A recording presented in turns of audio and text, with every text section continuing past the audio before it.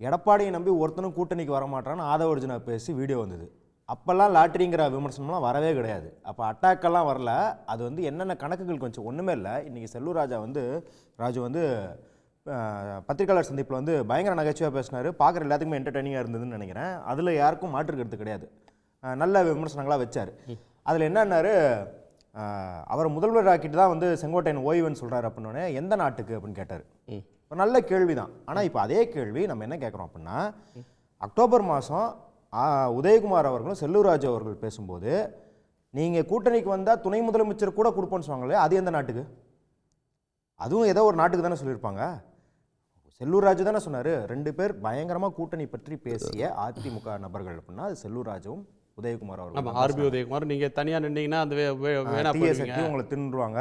நீங்கள் தம்பி அபாயம் வருகிறது தம்பி, கூட்டணிக்கு வந்திருக்கு தம்பின்னு சொன்னது யார்? உதயகுமார் தான் சொன்னார்.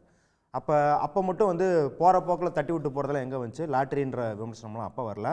அப்போ ஆதவ அர்ஜுனா இருக்கிறாரு அப்படிங்கிறதே தெரியாது.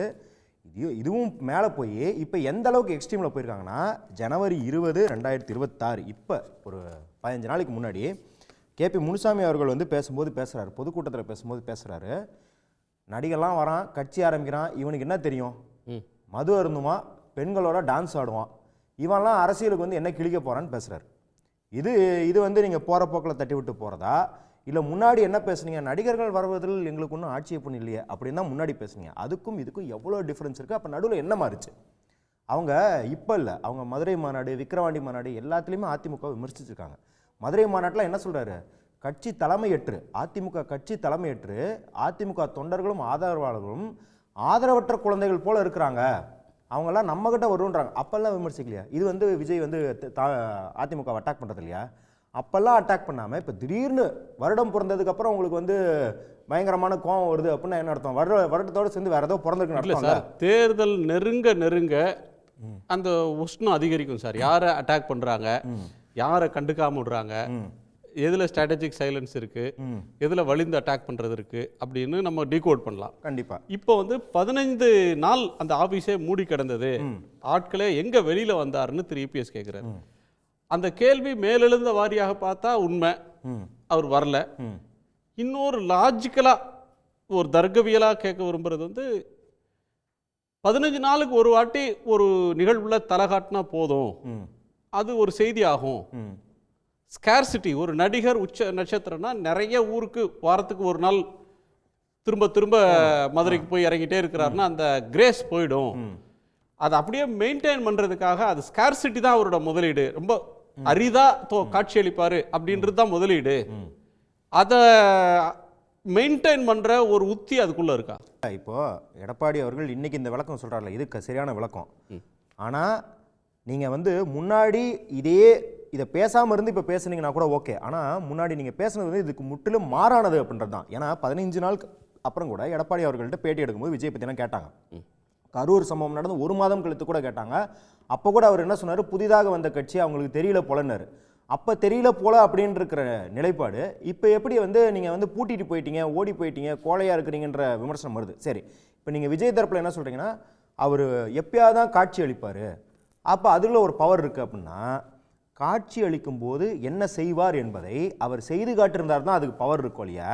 நீங்கள் அவர் இன்னுமே செய்யாமல் அவர் காட்சி அளிப்பார்னா, இப்போ இயேசுநாதர் முன்னாடி வந்தால் கண் தெரியாதவர்களுக்கு கண் வர வைப்பார், கால் இல்லாதவர்களுக்கு கால் வர வைப்பார்னு பார்த்ததுக்கப்புறம் தான், அந்த மிரக்கலை பார்த்ததுக்கப்புறம் தான் அவர் காட்சி அளிக்கும் போது ஒரு மிரக்கல் நடக்கும்னு மக்கள் எதிர்பார்ப்பாங்களோ இல்லையா? நீங்கள் இயேசுநாதர்னா யாருன்னே சொல்லாமல் அவர் காட்சி அளிப்பார்னு சொல்லிட்டு இருந்தாலும் யாருக்கும் பக்தியும் வராது, விசுவாசமும் வராது.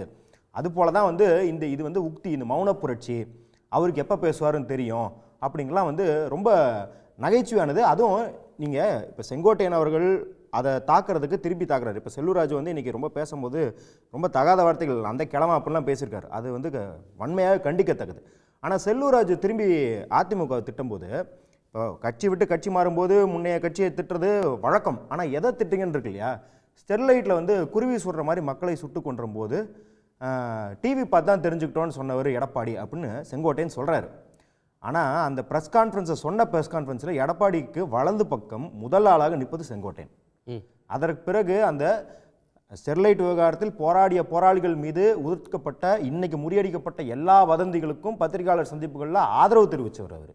அப்போ அப்படி இருக்கும்போது அதையே நீங்கள் திருப்பி சொல்கிறீங்க அப்படின்னும்போது தாவேக அதிமுக இரண்டுமே ஆங்கிலத்தில் சொல்லுவாங்க ஷூட்டிங் ஒன்ஸ் ஒன் ஃபுட்டுன்னுவாங்க, தன் காலையே தான் சுட்டுக்கொள்வது அப்படிங்கிற ஒரு இதில் தான் போயிருக்கிறாங்க.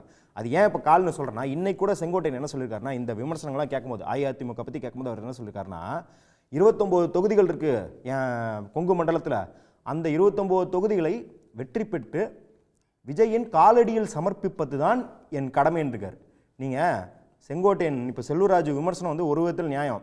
இவ்வளோ வயசானதுக்கப்புறம் இவ்வளோ அனுபவத்துக்கு அப்புறம் விஜயின் காலடியில் நான் சமர்ப்பிப்பேன்னு சொல்கிறது என்ன மாதிரியான சுயமரியாதை? அது எங்கேருந்து ட்ரைனிங் வருதுன்னா அது அதிமுகலேருந்து தான் ட்ரைனிங் வருது. அதிமுக தான் கௌதம் வாசுதேவன் லெவலுக்கு காலடியை பற்றி அவங்க எப்போ பார்த்தாலும் வந்து இதாவது அம்மாவின் காலடியில் நாங்கள் விசுவாசியாக இருப்போம், விஜயின் காலடியில், அது வந்து நபர்கள் மட்டும் மாறுறாங்களோ இல்லையா, அந்த அப்ரோச் அப்படியே இருக்கிறனால தான் இன்னைக்கு எல்லாத்துக்கும் முரணாக பேச வேண்டியிருக்குது. இவங்களுக்குள்ளே இவங்க இப்போ இவ்வளோ மோசமாக அடிச்சுக்க வேண்டியிருக்கு அப்படின்றத நம்ம பார்க்குறோம் நம்ம. ஓகே.